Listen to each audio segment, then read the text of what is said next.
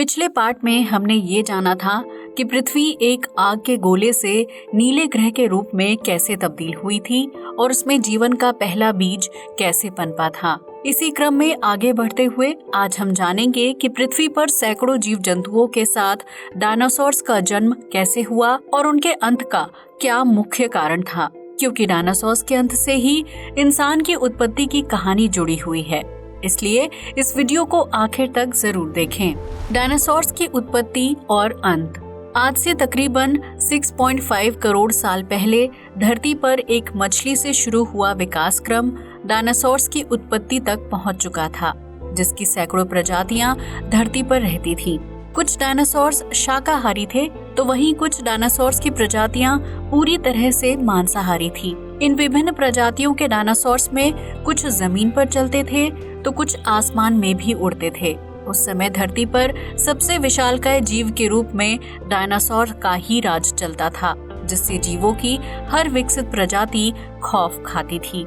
लेकिन धरती पर अपनी दहशत के दम पर राज करने वाले डायनासोर्स के अंत की कहानी 10 करोड़ साल पहले ही शुरू हो चुकी थी, जिससे हर कोई अनजान था। सुदूर अंतरिक्ष में एक चट्टान घूमते हुए सूरज की तरफ बढ़ रही थी, लेकिन उसके रास्ते में मंगल और बृहस्पति ग्रह के बीच एस्टेरॉयड बेल्ट आ गई।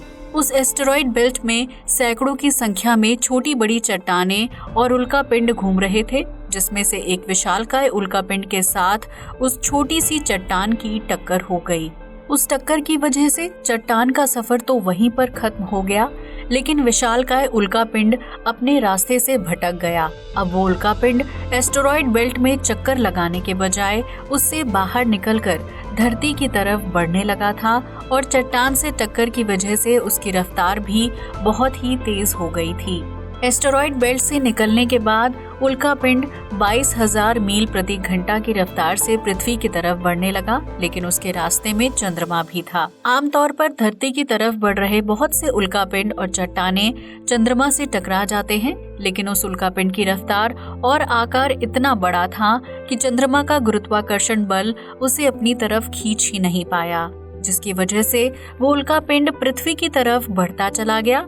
वहीं पृथ्वी का ग्रेविटेशनल फोर्स इतना तेज था कि उल्कापिंड जैसे जैसे उसके नजदीक आ रहा था, वैसे वैसे पृथ्वी उसे अपनी तरफ तेजी से खींचने का काम कर रही थी। आमतौर पर जब कोई छोटे आकार का उल्कापिंड या चट्टान धरती के गुरुत्वाकर्षण से प्रभावित होकर उसकी तरफ बढ़ता है, तो पृथ्वी के वायुमंडल में प्रवेश करते ही घर्षण के कारण उनमें आग लगकर विस्फोट हो जाता है, जिसकी वजह से पृथ्वी के वायुमंडल में प्रवेश करने वाली कोई भी छोटी वस्तु जमीन तक पहुंचने से पहले ही हवा में ही खत्म हो जाती है। हालांकि उस विशालकाय उल्कापिंड पर पृथ्वी का ये नियम काम नहीं आया। 22,000 मील की रफ्तार से पृथ्वी की तरफ बढ़ रहा उल्कापिंड जैसे ही पृथ्वी के गुरुत्वाकर्षण बल के संपर्क में आया, तो उसकी रफ्तार 70,000 मील प्रति घंटा हो गई थी। इस रफ्तार के साथ जब उस उल्कापिंड ने पृथ्वी के वायुमंडल में प्रवेश किया, तो तेज घर्षण के कारण वो एक विशालकाय आग के गोले में तब्दील हो गया था। वो जलता हुआ उल्कापिंड धरती पर भयानक तबाही मचाने के मकसद से जमीन की तरफ बढ़ने लगा और उसने सिर्फ 4 मिनट के अंदर अटलांटिक महासागर को पार कर लिया। अटलांटिक महासागर पार करने के बाद वो उल्कापिंड मेक्सिको की खाड़ी के पास धरती से जा टकराया, जिसकी वजह से धरती पर एकाएक सब कुछ बदल गया। उस उल्कापिंड की रेडिएशन इतनी तेज थी कि उसे आसमान से आता हुआ देख डायनासोर्स समेत कई जीव पूरी तरह से अंधे हो गए थे। ऐसे में जैसे ही उल्कापिंड धरती से टकराया, उससे निकलने वाली गर्मी और रेडिएशन के कारण 800 किलोमीटर के दायरे में डायनासोर्स, जीव जंतु और पेड़ पौधे पल भर में जलकर खाक हो गए थे। जिस जगह पर वो उल्कापिंड धरती से टकराया था, वहां पर 20 किलोमीटर गहरा और 180 किलोमीटर चौड़े गड्ढे का निर्माण हो चुका था। उस विस्फोट से बने गड्ढे की धूल, मिट्टी और पत्थर हवा में कई किलोमीटर ऊपर आसमान में चले गए और पृथ्वी के चारों तरफ एक भयानक बादल का निर्माण हो गया था। उल्कापिंड के विस्फोट और उससे निकलने वाली रेडिएशन की वजह से 800 किलोमीटर के दायरे में आने वाले सभी जीव जंतु और डायनासोर्स की प्रजातियां पूरी तरह से नष्ट हो चुकी थी, लेकिन उस दायरे के बाहर अभी भी डायनासोर्स की प्रजातियां जीवित बचने में कामयाब हो गई थी। हालांकि उल्कापिंड के धरती से टकराव की वजह से पैदा हुए कंपन और रेडिएशन का असर उन डायनासोर्स और जीवों पर भी पड़ने वाला था जो विस्फोट की जगह से काफी दूर थे। दरअसल विस्फोट के लगभग 16 मिनट बाद पृथ्वी पर जोरदार भूकंप के झटके आने लगे, क्योंकि उल्कापिंड की टक्कर की वजह से पृथ्वी की टेक्टोनिक प्लेट्स पूरी तरह से हिल चुकी थी। उस दौरान धरती पर 11.1 गति की तीव्रता वाला भूकंप आ रहा था, जिसकी वजह से समुद्री लहरों में उछाल आने लगा। जमीन बुरी तरह से कांपने लगी और परिणाम स्वरूप पृथ्वी के कई इलाके जलमग्न हो गए। समुद्री तूफान की वजह से आसपास रहने वाले कई स्थलीय जीव पल भर में खत्म हो गए थे, लेकिन ये तो प्रलय की सिर्फ शुरुआत ही थी। डायनासोर्स की उड़ने वाली प्रजातियां और विस्फोट वाली जगह से दूर डायनासोर्स किसी तरह जिंदा तो थे, लेकिन वो भूकंप के झटकों और विभिन्न परिवर्तनों को महसूस कर पा रहे थे। विस्फोट के लगभग 40 मिनट बाद धरती पर एकाएक आग के गोलों की बरसात होने लगी, जिसके हमले से ना तो उड़ने वाले डायनासोर्स बच पाए और ना ही दूसरे जीव। दरअसल उन आग के गोलों का निर्माण विस्फोट से बने गड्ढे की वजह से हुआ था। गड्ढे से निकले पत्थर और मिट्टी आसमान में कई किलोमीटर की ऊंचाई तक गए और वापस धरती की तरफ आते हुए वायुमंडलीय घर्षण के कारण उन पत्थरों में आग लग गई। जब आग की ये चट्टानें धरती पर पड़ी तो उनके हमले से उड़ने वाले डायनासोर्स का अस्तित्व पूरी तरह से खत्म हो गया, क्योंकि उड़ने वाले डायनासोर्स खुद को भूकंप के झटकों से बचाने के लिए हवा में तो उड़ सकते थे, लेकिन उनके पास आसमान से बरसने वाले आग के गोले से बचने का कोई ऑप्शन नहीं था। डायनासोर्स खुद को बचाने के लिए धरती के किसी भी हिस्से में छिप नहीं सकते थे, क्योंकि पृथ्वी के हर पार्ट में तेज भूकंप की स्थिति बनी हुई थी। डायनासोर्स के अलावा उस उल्कापिंड के विस्फोट की वजह से कई स्थलीय और जलीय जीवों की प्रजातियां भी खत्म हो गई थी, जबकि पेड़ पौधे और जंगलों पर भी बुरा असर पड़ा था।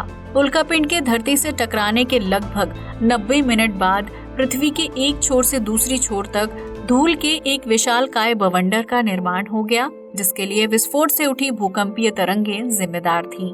धूल का ये तूफान 6000 किलोमीटर प्रति घंटे की रफ्तार से आगे बढ़ रहा था, जिसके रास्ते में आने वाली हर चीज और जीव का नामो निशान हमेशा हमेशा के लिए पृथ्वी से मिट गया था। पृथ्वी पर भूकंपीय झटकों की वजह से ज्वालामुखी भी सक्रिय हो गए थे, जिसकी वजह से उनमें भी भयानक विस्फोट होने लगा था। ज्वालामुखी विस्फोट से निकलने वाली धूल, राख और गैसों ने पृथ्वी के वायुमंडल में प्रदूषण की एक मोटी चादर का निर्माण कर दिया था, जिसकी वजह से सूरज की रोशनी का धरती तक पहुंच पाना इम्पॉसिबल हो गया था। प्रदूषण की इस मोटी चादर की वजह से पृथ्वी पर जीवन बुरी तरह से प्रभावित हो गया था, जिसे विकसित होने में करोड़ों साल का समय लगा। उल्कापिंड की टक्कर, ज्वालामुखी विस्फोट की वजह से निकलने वाले लावा और रेडिएशन की वजह से पृथ्वी का तापमान लगातार बढ़ता जा रहा था, जो 200 डिग्री सेल्सियस तक पहुंच गया था। इस तापमान में किसी भी जीव का ज्यादा समय तक जिंदा बच पाना नामुमकिन था, इसलिए जमीन पर रहने वाले विशालकाय जीव एक के बाद एक दम तोड़ने लगे। पृथ्वी पर भुखमरी जैसे हालात पैदा हो गए थे, क्योंकि पृथ्वी पर फैले विनाश के साथ पेड़ पौधे और जंगल नष्ट हो चुके थे और जीव जंतुओं के पास अपना पेट भरने के लिए कोई साधन नहीं था। उल्कापिंड के धरती से टकराने से डायनासोर्स समेत जीवों की लगभग आधी से ज्यादा प्रजाति पूरी तरह से खत्म हो चुकी थी और सिर्फ 5% जीवों की आबादी ही अस्तित्व में थी। वहीं धरती का तापमान भी सामान्य से कई गुना बढ़ चुका था, लेकिन जीवन की विपरीत परिस्थितियां होने के बावजूद भी धरती पर अब भी जीवन था, जिसे स्तनधारी जीवों के रूप में जाना जाता है। ये स्तनधारी जीव जमीन के अंदर रहते थे, क्योंकि विशालकाय आकार वाले मांसाहारी डायनासोर्स और दूसरे जीव उन्हें अपना भोजन बना लेते थे। इसलिए खुद को सुरक्षित रखने के लिए स्तनधारी जीव जमीन में गड्ढा करके कई किलोमीटर अंदर रहते थे, ताकि उनको स्थलीय जीवों के आक्रमण का सामना ना करना पड़े। जमीन के अंदर रहने की वजह से ही जब उल्कापिंड की पृथ्वी से टक्कर हुई थी, तो उससे निकलने वाली रेडिएशन, चमक और आग के गोलों के हमले से स्तनधारी जीव पूरी तरह से सुरक्षित बच गए थे। हालांकि भूकंपीय झटकों की वजह से उन्हें जमीन पर ऊपर आना पड़ा था, लेकिन तब तक स्थिति उनके लिए सामान्य हो चुकी थी। स्तनधारी जीवों पर हमला करने के लिए अब कोई विशालकाय जीव धरती पर नहीं था। हालांकि उन्हें भी भूखमरी और प्रदूषण के अंधकार का सामना करना पड़ा। लेकिन ये वही स्तनधारी जीव थे जिन्होंने खुद को जिंदा रखने के लिए सब कुछ खाना शुरू कर दिया। उन्होंने मृत पड़े जीवों के शवों से मांस खाया, समुद्र के नमकीन पानी को पिया और बदलते परिवेश के साथ अपने शारीरिक अंगों में परिवर्तन करते चले गए। कुछ सालों तक अंधकारमय रहने के बाद आखिरकार आसमान में प्रदूषण की मोटी चादर हटने लगी, जिसकी वजह से पृथ्वी पर एक बार फिर सूरज की रोशनी आई। पृथ्वी पर धीरे धीरे सब कुछ सामान्य होने लगा था। ज्वालामुखी शांत हो चुके थे, समुद्र की लहरें काबू में थीं और तापमान भी कम हो रहा था। पृथ्वी पर एक बार फिर पेड़ पौधे उगने लगे थे, जिसकी वजह से भोजन की कमी खत्म होने लगी और जीवों की 5% आबादी धीरे धीरे बढ़ने लगी। इस तरह आज से तकरीबन 5.5 करोड़ साल पहले स्तनधारी जीवों से विकसित एक प्रजाति अस्तित्व में आई थी, जो दिखने में काफी हद तक बंदर की तरह लगते थे और उनकी आंखें सिर के ऊपरी हिस्से में थी। उस जीव के दिमाग में फोरामेन मैग्नम नाम के छोटे से छेद में बदलाव आ रहा था, जो रीढ़ की हड्डी से जुड़ा होता है। ऐसे में दिमाग के पिछले हिस्से में फोरामेन मैग्नम बदलते समय के साथ सेंटर की तरफ आ गया था, जिसकी वजह से उस जीव की प्रजाति अब 2 पैरों पर खड़े होने लायक विकसित हो चुकी थी। यही प्रजातियां आगे चलकर इंसानों के पूर्वज कहलाने वाले थे, जिन्होंने बदलते प्राकृतिक परिवेश के कारण खुद में बदलाव को महसूस किया और पीढ़ी दर पीढ़ी अपने शारीरिक आकृति में बदलाव करते चले गए। किसी भी प्राणी के बदलने या उसके शारीरिक ढांचे में परिवर्तन होने के लिए उनका डीएनए जिम्मेदार होता है, जो परिवेश के कारण बदलता रहता है। इस बदलाव के कारण ही लाखों सालों से जीव जंतुओं की शारीरिक आकृति और बनावट में परिवर्तन संभव हो पाए हैं और पृथ्वी में प्रलय की स्थिति आने के बावजूद भी 5% जीवों की संख्या दोबारा से सैकड़ों की प्रजातियों में विकसित हो पाई है। अगर इतिहास को देखा जाए तो बंदरों को इंसान का पूर्वज माना जाता है, जिसकी शारीरिक आकृति में पीढ़ी दर पीढ़ी परिवर्तन आए और वो आदि मानव से विकसित मानव तक का सफर तय कर पाया। लेकिन ये सफर इतना भी आसान नहीं था, क्योंकि इंसानी शरीर मिलने से इस शरीर को कई तरह के विकास क्रमों से गुजरना पड़ा था। ये प्रकृति का नियम है कि किसी भी नई चीज की शुरुआत के लिए पुरानी चीज का अंत होना बेहद जरूरी है, वरना नई चीज को निर्मित होने का अवसर ही नहीं मिल पाएगा। अगर पृथ्वी से डायनासोर्स का अंत ही नहीं होता तो इंसान समेत विभिन्न जीव जंतु और दूसरी प्रजातियां अस्तित्व में ही नहीं आ पाती और पृथ्वी पर सालों साल डायनासोर्स का राज चलता। जाहिर सी बात है कि किसी भी परिवर्तन को देखने या उसे महसूस करने के लिए किसी भी जीव या इंसान का लंबे समय तक जीवित रहना जरूरी है।